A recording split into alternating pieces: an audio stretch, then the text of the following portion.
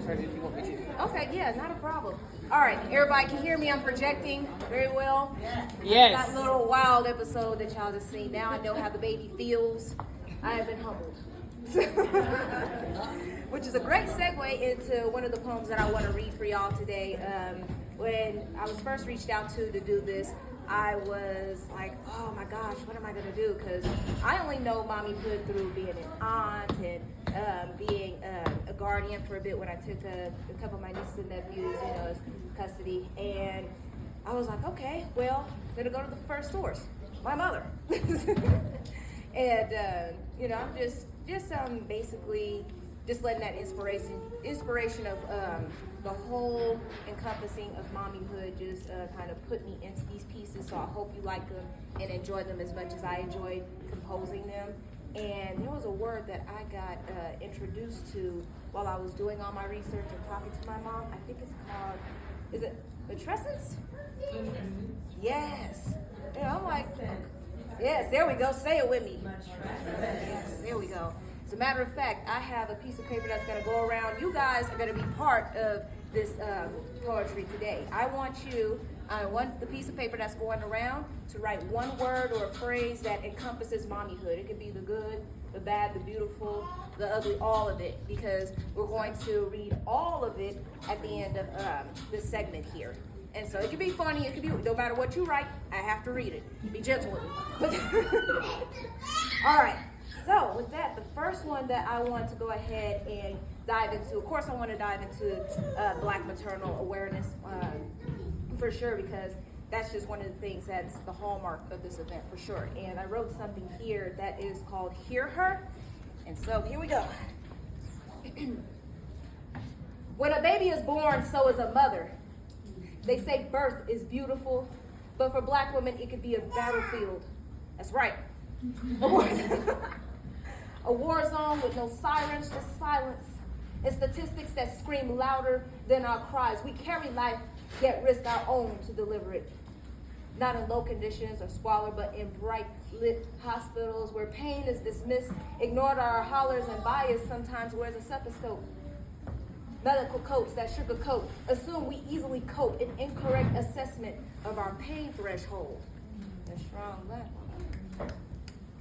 Even the agents in the Matrix still acknowledge that Neo, being the one, the hero, was still only human.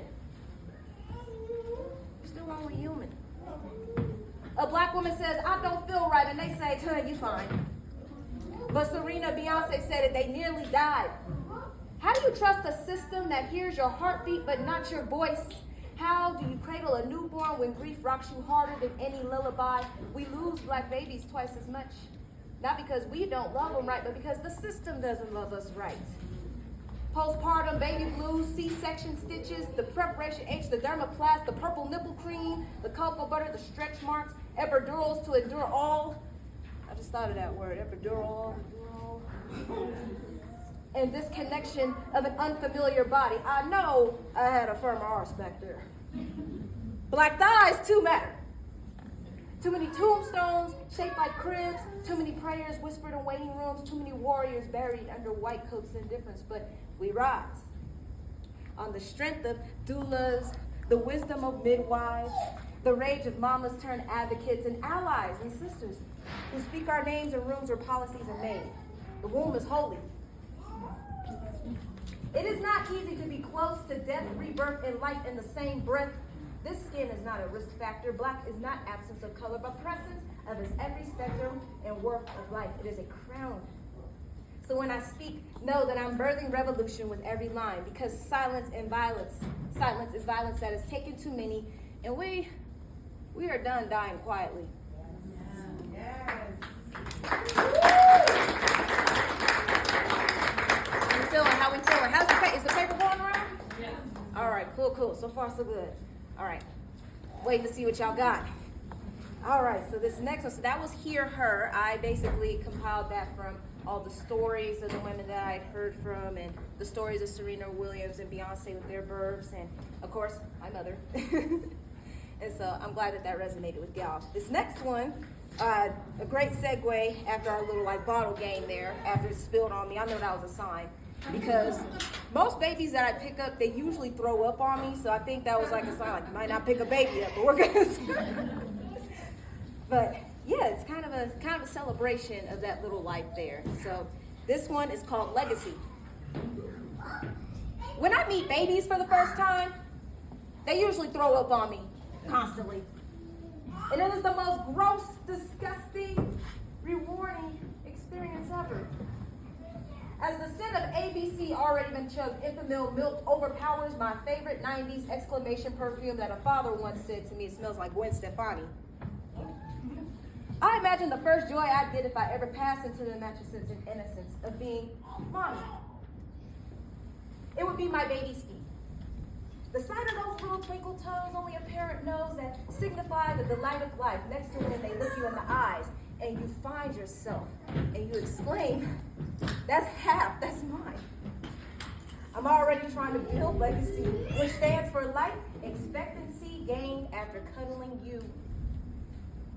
I imagine no absent parents exist because it truly takes a village. A community PSA to my future Black birthday community. Buckle up, y'all ain't going nowhere. I'll need a care package while y'all are caring for little happy feet. New outfits like we did baby dolls, some bath wash as well, and a personal hotline to stay up with me when it's time for me to cry. But back to the feet. All of my hopes, my identities, my childhood, my ancestry, my revolution and legacy to create a world where I now lead would already live in those little feet. You know, I asked my mother the other day what it meant when she first saw my baby feet. And she said she was never the same.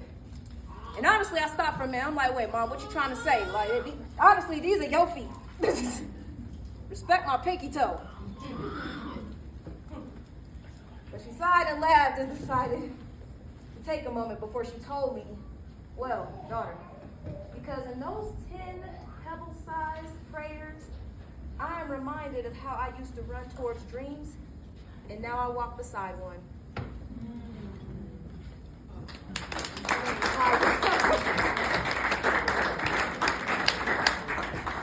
Is the paper still going around? It's right here. It's right here? Okay. Everybody almost through? No, it didn't go over there? Oh, man. All right. That is okay. I could go ahead and busy with another poem.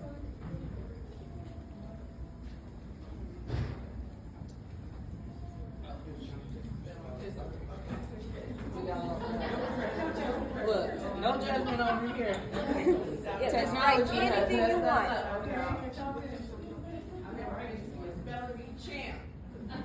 Now I'm texting, I'm like, did I spell that? You know, you don't want to look crazy. So how y'all feeling about what you guys were writing about? Like, are you feeling like just, are you feeling a little stuck? Like, I know that when you get the paper, like you get put on the spot. You're like, hey, what am I gonna write about? Like what, I guess that's what kind of comes to mind when you like first become a parent. Again, like I haven't given birth for myself, but witnessing it is another type of experience as well. And it's that feeling of there's that stillness and there's that silence there for a second. Where you're like, And I want you to think about that as the paper's going around for those who have undergone that sacred rites of passage. And let's see, I'm gonna give y'all some more time to have it pass around for sure. And while that's passing around, I have another poem that I have written. This is focusing more on what is going on with the health disparities and the implicit bias and what's going on in the community there, and to encourage more unity. I never mean any disrespect to the medical field. Like, I mean, there have been doctors that have been there that have been on the ball, and I mean, while I'm here, you know, it's just basically asking for a bit more cohesiveness when it comes to Black maternal health. So, here we go. So the doctor once again misdiagnoses me, handing me more meds that'll only drug and not cure me. Yeah, I know, baby. See? Yeah. So I placed and expressed my interest in herbal medicine from Africa to cure me, to which he replied, that's what I should be avoiding as it's rooted in witchcraft. I was so shocked and so insulted at words aimed at my people and my identity. I couldn't help but find myself so angry, so angry that he would make selection of such words with no regard to their history. His words lacked understanding, cultural competence, and sensitivity. Yeah, see? I love it. My best support. I like that dude. You know, the very pillars by which we experience our racial and healthcare disparities, no respect to the motherland, injecting me with toxicities with their syringes of they know what's best for me, with the audacity to place barriers and limits on what we can medically access and throw criticism to my ancestors' medicinal practices, almost refusing to understand that more than half of these medicinal practices came from our people's shamans and healers originally. Making pharmaceutical prices astronomically high so as to deprive me too financially, and so I die early of a disease that's actually supposed to be historically foreign to me and my body. And from those racial disparities that deny me my best in getting healthy, disparities of what's available to me, where I get my food, my care, and how I'm treated medically. Equality says there's plenty, but equity says, what about the quality? They call it equality when the stores are all there in the same numbers, knowing damn well we see the obvious and the obvious microaggressing of the redlining, how abundantly available the higher quality in a neighborhood at a bar proximity, available in abundance and variety and more. Whereas as ours, we got dispensaries and liquor stores that run rampant on every corner galore. Even the differences in the structures of our recreations and parks will have you floored. The irony of how closely it is paid attention to me racially with that same scrutiny used to racially profile me. But you won't use that same level of attention for diagnosing me correctly? Asking for my right to just remain silent on these views. I say no silence to this economic violence. This is no issue to just forget. I refuse. You're quick to chuck down pharmaceuticals down my throat into my body that aren't right for me at prices still so astronomically high that I get deprived, end up deeper in poverty, further widening the gap to where there is better care, keeping it out of my reach. It added to the list of numbers of ill health in the Black community, making those numbers rise statistically, almost strategically. That's scary. So how do we protect this in our family? How do we get off those ill health lists where we're number one in their top three? So I asked of my ancestors spiritually to guide me. Sankofa asked me to build community. But I was honest with Sankofa. I said, look, sometimes my own community doesn't trust me. Finding difficulty, that means I'm back there. Finding difficulty in solidifying large unity because the culture is being taught to function competitively and not collectively. Its origins and roots in history, seeds sown of the transatlantic trade, middle passage, and the beanstalk reaped from the injuries of slavery, cut from our heads to our senses to see, hear, sense, recognize, speak to our guides was deprived, and cut from our feet to deplete the feeling of free to be flee. Because as long as you knew where you came from, you knew where you were going. This narrative of race in the United States, American culture's difficulty with assuming collective understanding, social accountability for how past structures affect our current reality, not even wanting to understand why historical context actually points out why inequities even exist. Oh, they want to say, forget it, it's just not important. Running with the notion that what makes me stronger can't kill me, and keeping hush silent that their medical advances were the result of the painful and humane experimentation on the vessels of my ancestors as experimental cattle at their hands. I find it disturbing of being denied the utmost respect and highest quality of resource through an infrastructure that built the system on the blood of slaves, and the rate of these disparities and equities are a testament to the lack of remorse. But they want my right to remain silent. I'm not buying it. How about we heal from this miscarriage of African American history and be encouraged that our history did not just begin with slavery? Allow us to close our first gap by being free mentally. The change truly is as strong as its weakest link. Restore to the head our ability to see our direction, hear our guides, and smell the lies and voice our right. And strength restored to our feet to march confidently in our collaborative beat. And for our ancestors, let us give back with a vibrant body to celebrate their resilience. No longer merely talking the talk, gossiping on what action we want to take for the body, but walk the walk and do for the body. Let our numbers speak at higher octaves than those statistics. Give our health and body spiritually, mentally, awareness to its priority. But first, the unity must start in each and every one of our communities.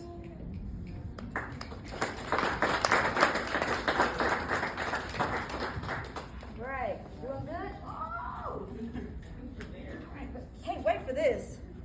Now, before I close, there was a rest deck that I seen out there on the table, and I want y'all to keep this in mind as we close out for today. Rest is not a privilege. Rest is a human right. I do not have to earn rest. Thank you. Thank you, yes. Thank you so much for this. It is your divine right to rest. Rest is your birthright. Our bodies are divine, and from this power, we can craft spaces of rest. Thank your body for all it's done to survive and thrive in a capitalist system. You don't have to earn rest. Rest belongs to you, and it is not an afterthought or a luxury you grant yourself after you have burned yourself out from constant labor. Close your eyes right now and rest. Now, I was just speaking with her because this society has this thing where they like to reward burnout. You don't get a trophy unless you're struggling. You don't get a trophy unless you're constantly near death. And I don't think this is how our society is supposed to function. I think this is why things are slipping, because we're living in a time now where it's just like, I don't think we're supposed to be functioning like this. This isn't normal. And so I'm going to go ahead and close out with that poem, focusing on that, rest. And I did this revolving poem with y'all because I wanted to impart the idea that all of our voices still matter. And I want you to carry that with you throughout all of your health journeys and going beyond. So the love of joy, the patience. Patience is the key to love. That's right. I love this baby. Life is resilient. It's hopeful. It's powerful. It's a midwife that has unconditional strength. It's rooted and ancestral. It is sunshine. It is sunshine in the womb, surrendering to the power of empowerment. It is transformative as a doula. The doula is enduring as a warrior, restoring your wholeness and reminding you that motherhood is always more than nourishing. All right, y'all. I am glad to be here. Thank you for having me. And I will see y'all on the next one. Take care.